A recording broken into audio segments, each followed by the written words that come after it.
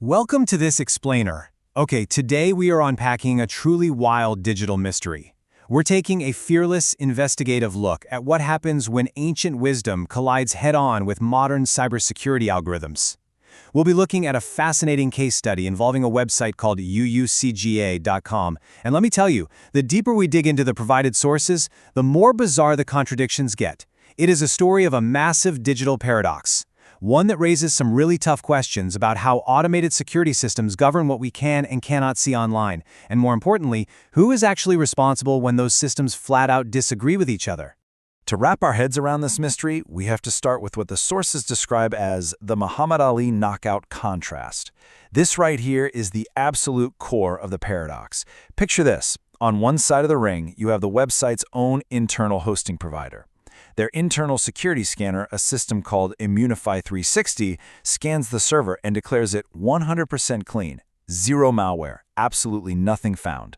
But on the outside, major external security vendors like AVG are throwing up massive red flags and actively blocking people from visiting the site.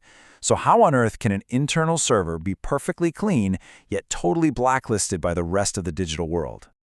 Okay, let's dive into the actual physical evidence of this, because the contradiction is striking. On one hand, you have the scan straight from the provider's Immunify 360, and you can clearly read the result, Shane result gevonden, which means no result found for any malicious software. It is literally giving the all clear.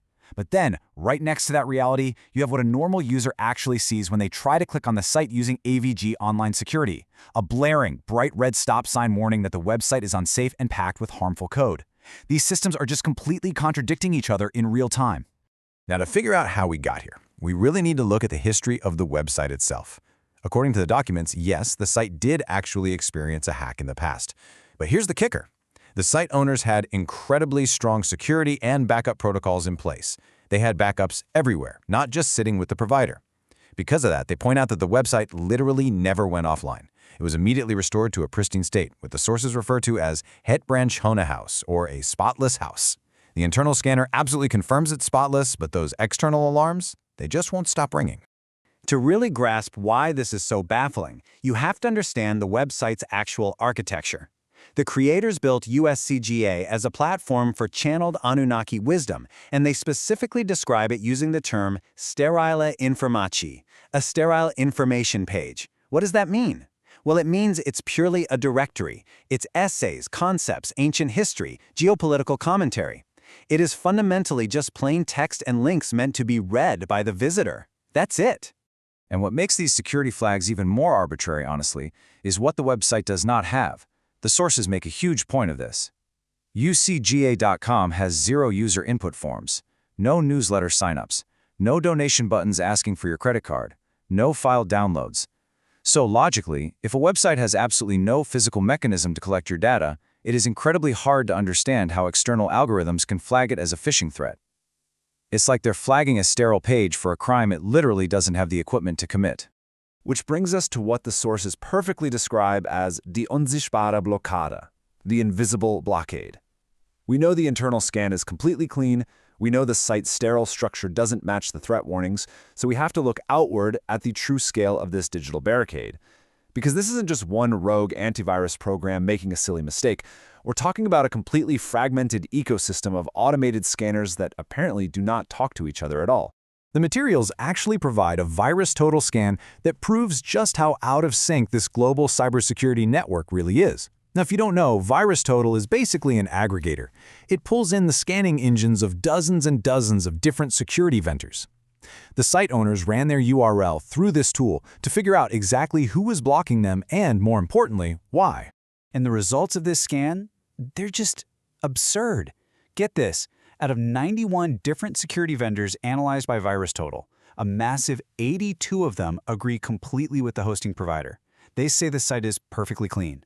But then you have this tiny fraction, just 9 vendors who flag it as malicious. And because of those 9 stubborn holdouts, the site is caught in this massive digital paradox. It's effectively blacklisted for anyone relying on those specific tools, even though the overwhelming, vast majority of scanners confirm it is absolutely safe. At this point in the documents, the whole tone shifts and it gets really interesting. The authors actually move away from calling this a simple technical glitch. They start investigating it as a geopolitical mystery. Think about it. If the site is totally sterile and 82 scanners say it's clean, why do these specific flags refuse to drop? They raise the question, is this actually a form of deliberate algorithmic censorship targeted right at the ancient knowledge they're trying to share? The theory they present is fascinating. The creators of UUCGA point out that part of their mission involves collaborating with major global powers. We're talking the EU, the UN, NATO, the Vatican, Palantir, and Interpol. Their theory? That these global entities might actually be using these obscure security flags as an under the radar kennisgeving, an under-the-radar notification. The idea is that instead of sending an email or a traditional message, these powers use digital roadblocks to basically signal, hey, we see you, we're watching, and this is our subtle way of making contact.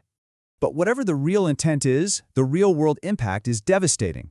Whether it's just a totally clumsy algorithm or an under-the-radar signal from global powers, the end result is a massive digital obstruction.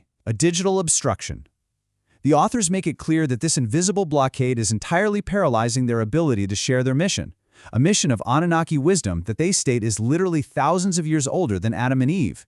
And right now, that ancient message is just being silenced by automated systems that refuse to sync up. Which brings the focus sharply back to accountability. The site creators aren't just yelling at the algorithms, they are specifically putting the crosshairs on their hosting provider, MyDomain, for what they see as absolute negligence.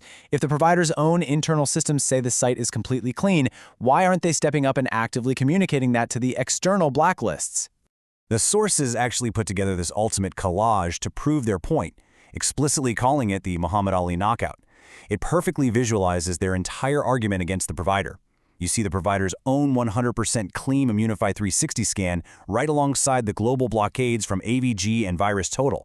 The sheer frustration is palpable. MyDomain sells proactive protection to its customers, but when their own client gets trapped in this devastating digital paradox, the provider allegedly just stays totally silent. Just a shrug and a we-see-nothing response. The authors fearlessly hammer this paradox home in their communications with the provider. They make it crystal clear. This failure to sync up safety reports isn't just some annoying tech hiccup. They view it as a fundamental breach of contract. By sitting back and failing to contact the external vendors to fix these false positive flags, the provider is essentially letting their clients suffer immense, ongoing reputational damage, not to mention a huge loss of web traffic. Which leaves us with this final, incredibly provocative question, drawn straight from the sources, wie bezahlt the reputational Schade? Who pays for the reputational damage? When automated systems completely fail, when algorithms arbitrarily block perfectly sterile information, and when a provider's internal all clear means absolutely nothing to the outside world, who is ultimately accountable for paralyzing this mission? It's a really eye-opening look at the bizarre contradictions of our digital world. Thank you so much for joining me for this explainer, and I really hope it leaves you questioning the invisible walls of the internet.